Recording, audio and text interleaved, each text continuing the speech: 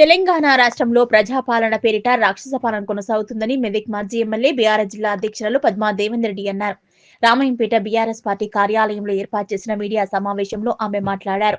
6 guarantee పథకాలు 420 హామీలను అమలు చేయకుండా ప్రజలను నిలదీస్తారని డైవర్షన్ పాలిటిక్స్ నిర్వహిస్తున్నారని ప్రభుత్వంపై మండిపడ్డారు. కేసీఆర్ వల్లే తెలంగాణ రాష్ట్రం వచ్చిందని, కేసీఆర్ ప్రజల కష్టాలు తీర్చారన్నారు. కేసీఆర్ తెలంగాణ ప్రజల ఆరాధ్య దైవమని, తెలంగాణ ఏర్పాటు కోసం కేంద్ర రాష్ట్ర ప్రభుత్వాలను ఎదిరించి తెలంగాణ సాధించిన మహా గొప్ప వ్యక్తి అని ఆమె కొనియాడారు.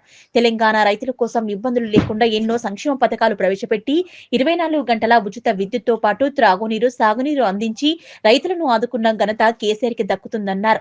ప్రపంచంలోనే తెలంగాణ రాష్ట్రాన్ని నంబర్ 1 గా ఉంచి వృద్ధులకు, మహిళలకు పెన్షన్ రూపంలో ఆదుకోవడం జరిగిందని, ప్రజలకు కనీస అభివృద్ధి పథకాలను అందించలేని కాంగ్రెస్ ప్రభుత్వం కేసీఆర్ ను ఇబ్బందులు పెట్టేందుకే ఫోన్ ట్యాపింగ్ అంటూ సిట్ నోటీసులు అందిస్తూ డైవర్షన్ పాలన కొనసాగిస్తున్నారని ఆగ్రహం వ్యక్తం చేశారు.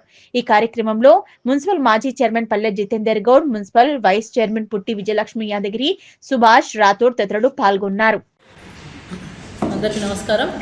ఈరోజు రాష్ట్రంలో ప్రజాపాలన పేరిట ప్రజా వ్యతిరేక పాలన జరుగుతుందనడానికి నిదర్శనం ప్రతిపక్షాల మీద కక్షపూరితమైన చర్యలు తీసుకునే విధంగా రేవంత్ రెడ్డి ప్రభుత్వం పనిచేస్తూ ఉంది.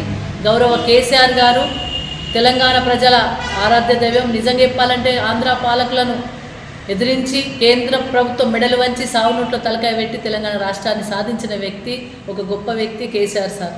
అంతేకాకుండా 10 సంవత్సరాలు తెలంగాణ రైతాంగాన్ని కళ్ళల్లో పెట్టుకొని చూసుకొని వాళ్ళ ఇబ్బంది లేకుండా 24 గంటల కరెంట్ ఇచ్చి, రైతాంగానికి నీళ్ళు ఇచ్చి, వాళ్ళ పంటను కొని వాళ్ళకు రైతు బంధు ఇచ్చి భరోసా ఇచ్చింది కేసీఆర్ సార్. మా అక్క చెల్లెలకు మంచినీళ్ళ గోస తీర్చింది కేసీఆర్ సార్.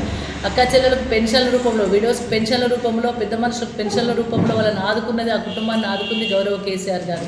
ఇట్లా చెప్పుకుంటూ పోతే అన్ని వర్గాల వారికి కూడా, అన్ని వర్గాల వారు మెచ్చే విధంగా తెలంగాణ రాష్ట్రాన్ని అభివృద్ధి దశలో నడిపించి నెంబర్ 1 స్థాయిలో ఉంచిన వ్యక్తి కేసీఆర్ గారు.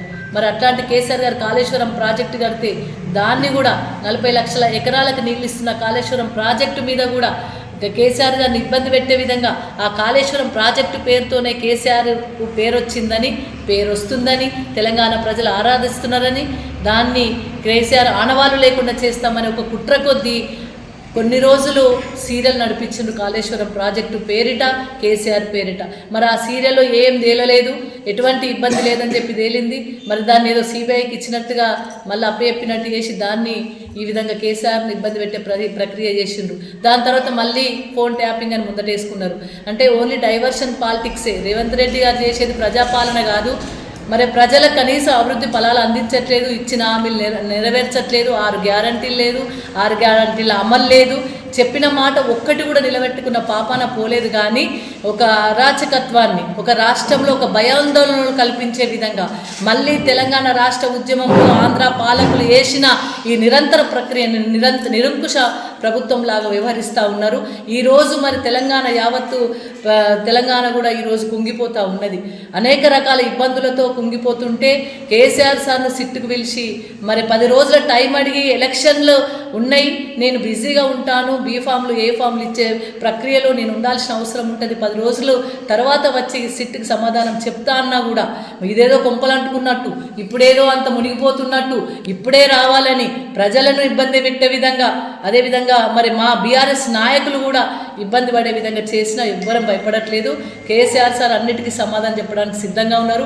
ఎటువంటి తప్పు చేయలేదు. డెఫినెట్గా ఒక కేసీఆర్ గారి పాలనలో ప్రజలందరూ కూడా చాలా మంచి సంతోషంతో ఉన్నారు, వాళ్ళు భద్రతతో ఉన్నారు. ఈరోజు అభద్రతా భావం వచ్చింది ప్రజల్లో.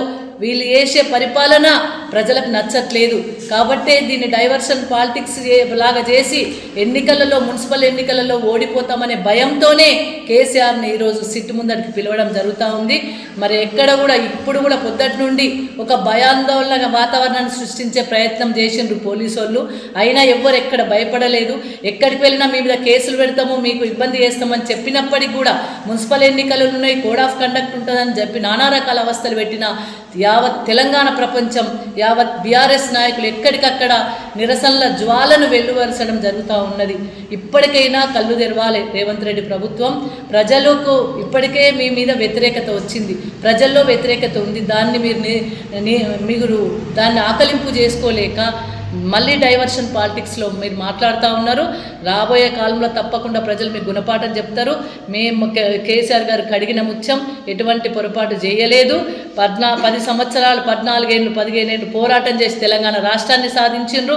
10 సంవత్సరాలు తెలంగాణ కోసం, అభివృద్ధి కోసం, నెంబర్ 1 స్థాయిలో ఉంచడం కోసం అహర్నిశలు కష్టపడ్డ వ్యక్తి కేసీఆర్ గారు. అది ప్రజలకు కేసీఆర్ పై నమ్మకం ఉంది. ఇప్పటికే కాంగ్రెస్ ప్రభుత్వం వైఫల్యాలన్నీ కూడా బట్టబయలవుతూ ఉన్నాయి. ఓవైపు పవర్ స్కామ్, ఓవైపు బొగ్గు స్కామ్, ఓవైపు ల్యాండ్ స్కామ్, ఒకవైపు ఇట్లాంటి అన్ని స్కామ్లు అన్నీ మీరు బయటకు వస్తున్నాయి కాబట్టే, ప్రశ్నిస్తున్నారు కాబట్టే, ప్రతిపక్షాల గొంతు నొక్కే ప్రయత్నంలో భాగంగానే ఈరోజు ఈ సిట్ అని, లేకపోతే ఫోన్ ట్యాపింగ్ అని, లేకపోతే కార్ల ఈ రేస్ అని రకరకాల ఇష్యూస్ను ముందుకు తీసుకొస్తుండ్రు.